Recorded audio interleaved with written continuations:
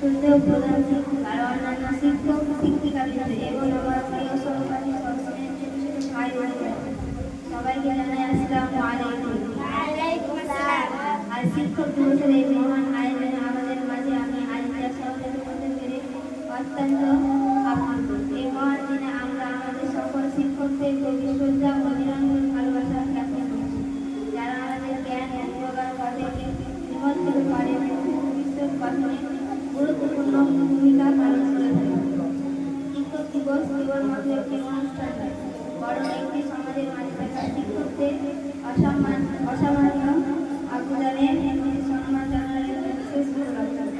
তারা কেবল আমাদের কষ্টকরের জ্ঞান প্রদান করে না, বরং জীবনের পথে চলার জন্য প্রয়োজনীয় শিক্ষা পরামর্শ এবং প্রেরণা করে। কঠোর পরিশ্রম এবং নিরলসতা চেষ্টা প্রচেষ্টার জন্য আমাদের সরকার শিক্ষককে জানাই ধন্যবাদ।